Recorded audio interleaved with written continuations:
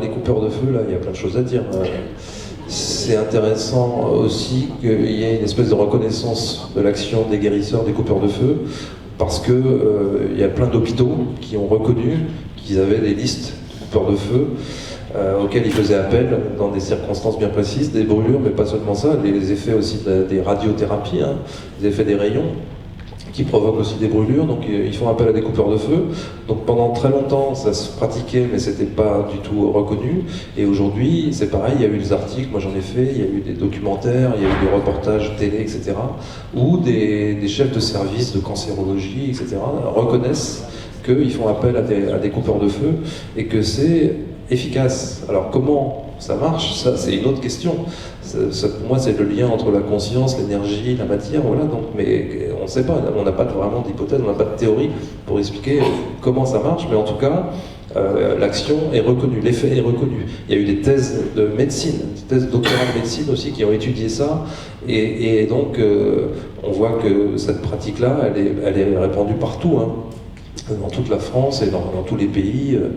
Les guérisseurs sont nos chamans à nous, etc. Donc c'est bien qu'il y ait une reconnaissance de cette réalité-là, même si on ne sait pas comment l'expliquer, parce que c'est vrai qu'en France, tant qu'on ne sait pas expliquer un phénomène, on a tendance à dire que ça n'existe pas. Là où les Américains, justement, sont plus pragmatiques, disons. Et donc aujourd'hui, en France, on gagne un peu en pragmatisme à reconnaître l'efficacité de ces pratiques. Donc guérisseurs au sens large, mais surtout coupeurs de feu, parce que c'est ce qui est le plus spectaculaire en réalité. Mais c'est valable pour l'ensemble de l'action des guérisseurs finalement. Alors c'est intéressant parce que ça fonctionne aussi avec, comme tu disais tout à l'heure, une prière, un secret, une notion de transmettre un secret de génération en génération. C'est pas forcément un don, ils ne le définissent pas eux-mêmes comme un don. C'est plus quelque chose qui se transmet comme effectivement une prière, donc qui met en jeu des énergies dans le monde subtil. Enfin voilà, là je laisse la parole quand même à vous deux, parce que vous avez une pratique tous les deux aussi des soins énergétiques. Donc ça se rapproche quand même de ça, j'imagine. Oui, alors coupeur de feu, oui, effectivement, il y a une notion de prière dans beaucoup de cas.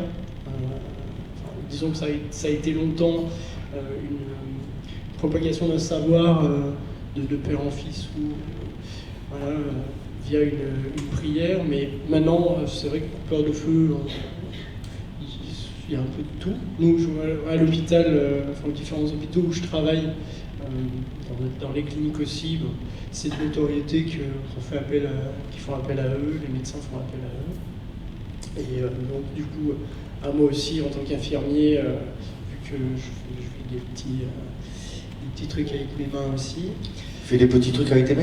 Ouais. Des petits soins énergétiques, on appelle ça. Et donc voilà, donc maintenant c'est vrai que quand je vais dans les hôpitaux, ils le savent, et puis ils me disent tiens, fais ça sur lui, ou ici sur ça, ou tiens, je vais faire un bobo.